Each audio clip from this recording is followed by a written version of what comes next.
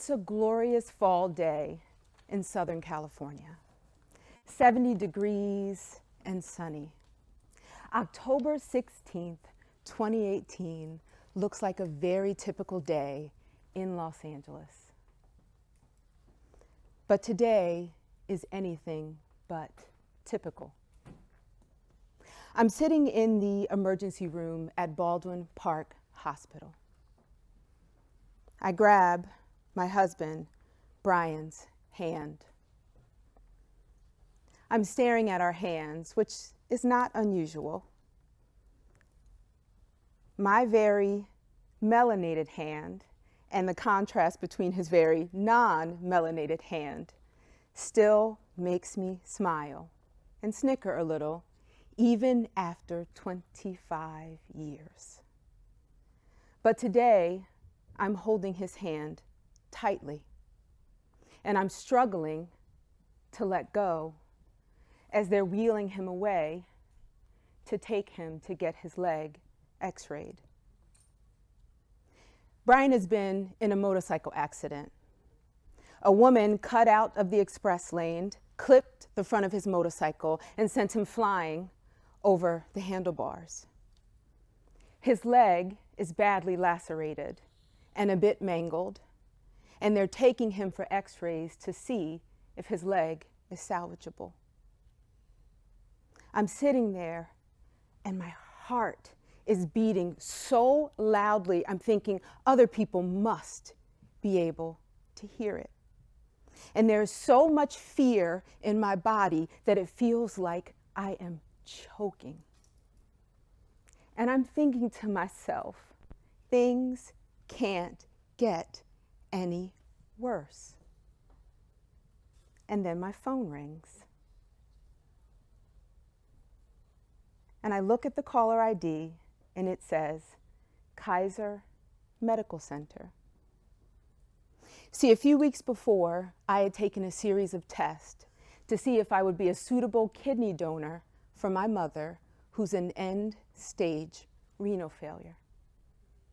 So when I see that the call is from Kaiser, despite everything that's going on, I answer the phone. It's my doctor, and in what seems like rapid-fire succession, she's saying something like, the test results are back and your platelets are extremely high. At this point, I have no idea what platelets are. Your platelets are extremely high. Something, something, something, cancer. Something, something, something. I honestly don't remember anything she said after the word cancer. It's in that hospital with my heart beating in my chest, worried that my husband is going to lose his leg, with all these damn machines buzzing and blaring in the background, that I get my diagnosis: myeloproliferative disorder, blood cancer. It's in that moment that cancer took my life.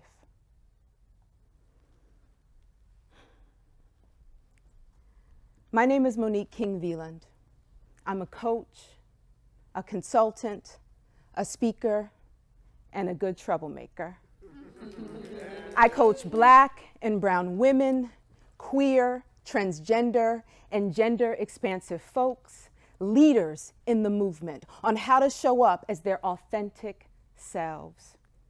The work is around housing justice, racial equity, ending homelessness, and dismantling unjust systems. In 2019, cancer ended my life, or at least the life as I knew it. But in some ways, I am grateful for that moment, because in that death, I found my life. See, we talk a good game about death being inevitable. What's the adage? There are two things that are certain: death and taxes.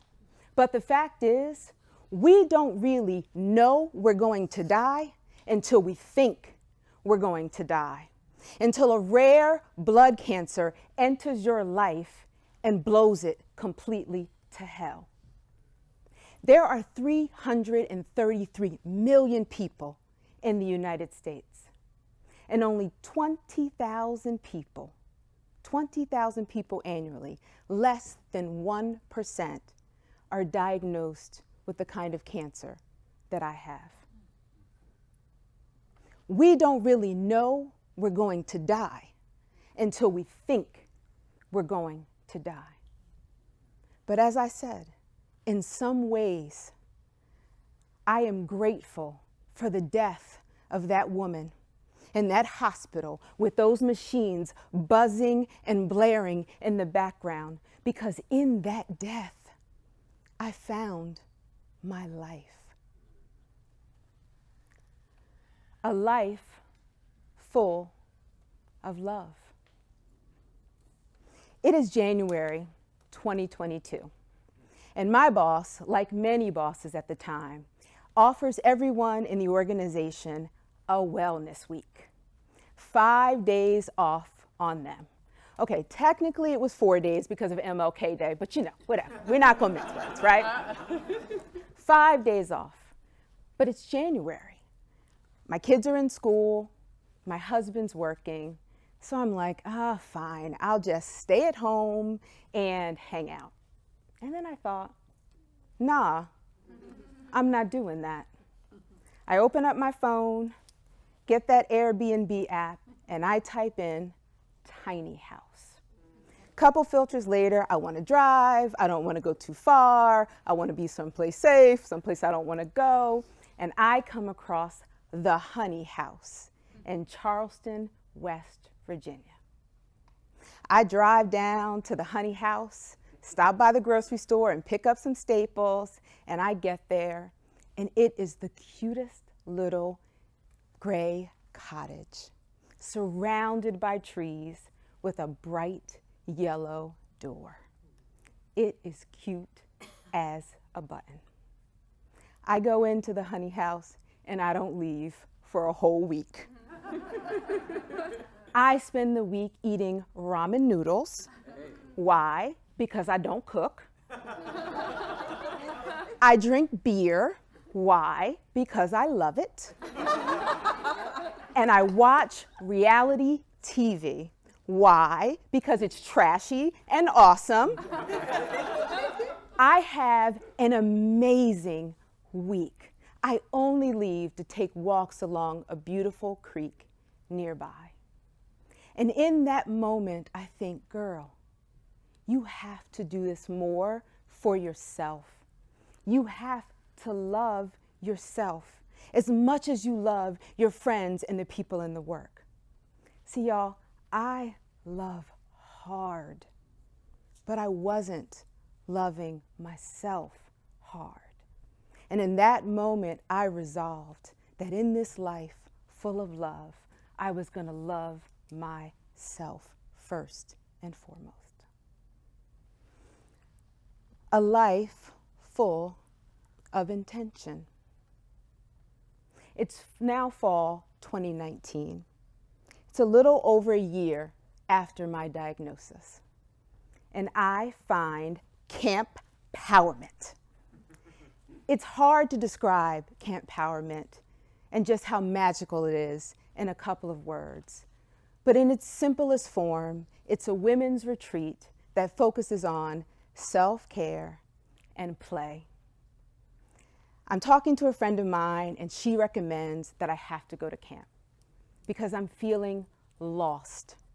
I'm in my dream job, that job that you wait your whole career to get, and I'm miserable.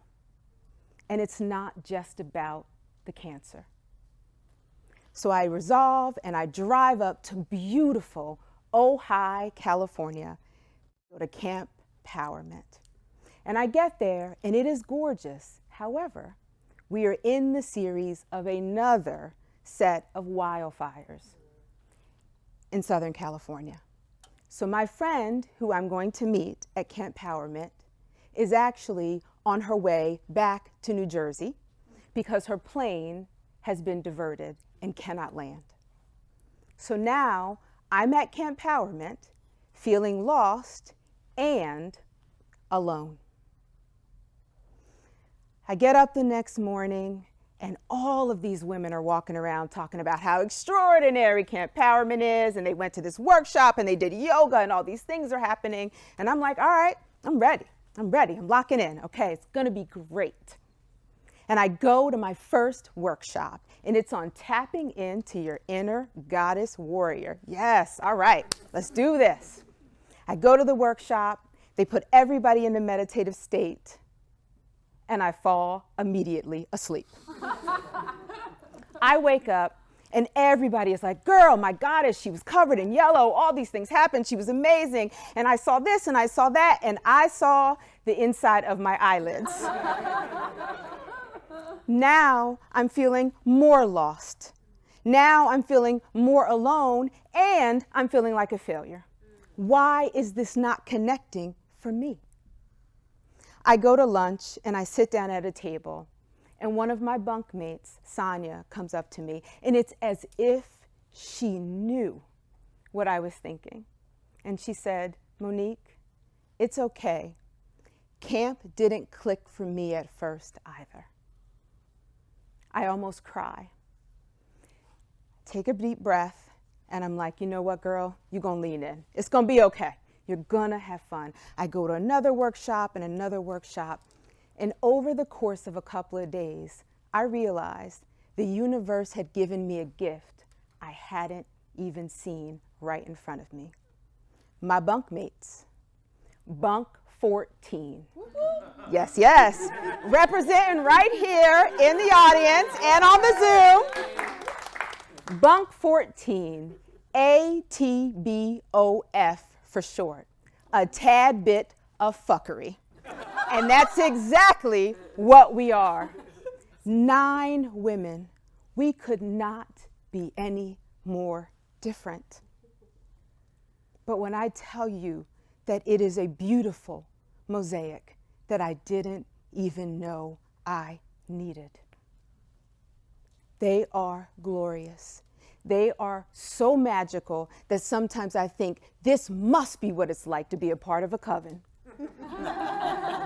Whether it was our weekly Zoom calls during the pandemic, or our girls' trips to Florida, California, Vermont, and Vegas, or whether it was how they held me down when my mom died. They are magical. And they showed me how to act with intention, because we are intentional and fierce about making sure that we show up for each other, that we love each other, and that we take care of each other. Intention. A life full of fear. It's the fall of 2023. And I get a call from my friend Karen, who's on the Zoom and also part of the coven. And she says, you should come with me to Turkey and Greece. What? I just started my business. It's not even a year old. I don't know the language. I've never been to Europe. Turkey and Greece? Oh, no. I have a huge client event coming up, and I would have to do that event and then fly out the next day for it to work. There are so many fears and so many reasons why this makes no sense at all. Let's talk about the fact that I have to pack a bag for 2 weeks that my husband would not be carrying, and I would have to figure out how to carry it myself. Oh, no. And then all of a sudden, I'm like, wait a minute, girl, are you serious? You literally might not have this opportunity again. Literally. I'm going to Turkey and Greece. I spend 2 amazing weeks in Turkey and Greece, all across Istanbul with Karen, all across Greece. It is the most extraordinary trip I have ever taken. Right before I leave, we get on our last thing together. It's a private yacht tour of the Bosphorus. For those who don't know, the Bosphorus is a body of water that separates the Asian and European portions of Turkey. I'm sitting on this yacht with Karen and Amy, our guide. We're going down the Bosphorus, and I'm thinking, this cannot be my life. But it is. If I had not faced that fear, I would have never gone to Turkey and Greece. Now let me be real. Fear is real, especially since my diagnosis. Am I afraid of death? Absolutely. Am I afraid of leaving my husband, my kids, and my friends? Absolutely. But fear, she don't get to drive. She don't even get to navigate. She in the back seat, and she can register her complaints to the manager from there. But she's not controlling this journey. Facing fear.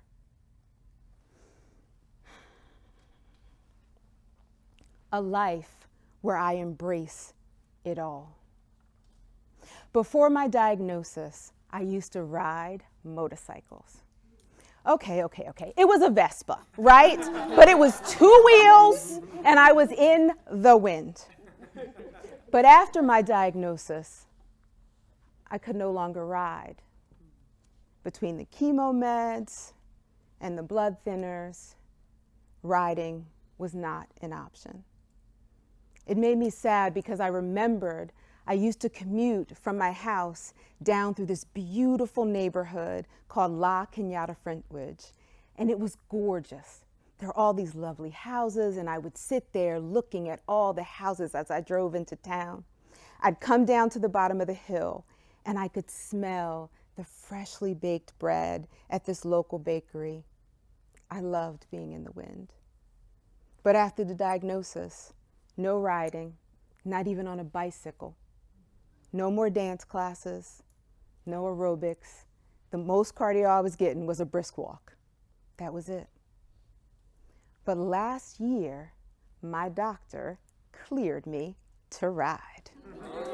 Yes. My platelets had leveled out, and my doctor was like, all right. She was like, technically I wouldn't do that, but okay, like you can, right? So you know what I did? I went right to Harley Davidson and I bought a Road Glide 3, y'all. She is gorgeous. She is bright billiard blue. And I named her Sonic, like the hedgehog. Gen X, baby. She is lovely. So last May, my husband and I take a 300-mile motorcycle ride down to Kitty Hawk, North Carolina.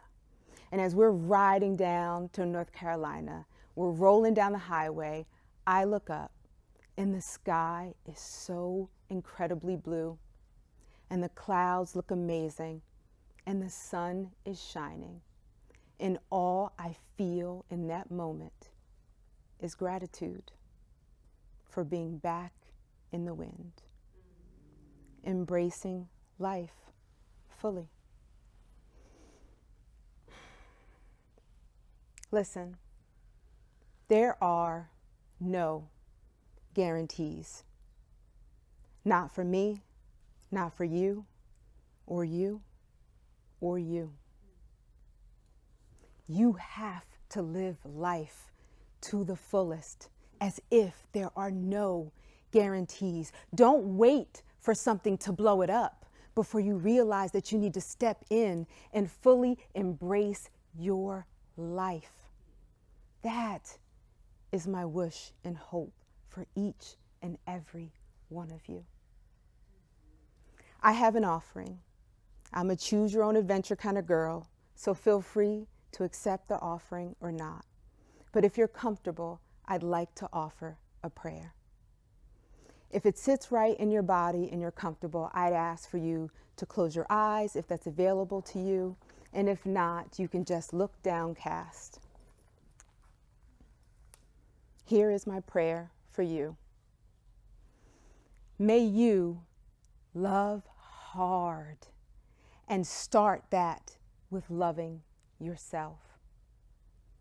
May you act with intention and take nothing for granted. May you face that fear and know that even though you coexist with her, she does not get to drive. And may you embrace life wholly and fully. Amen. So let it be. Love, intention, facing fear, embrace. That, my friends, LIFE is life. Please live it. Thank you. Woo!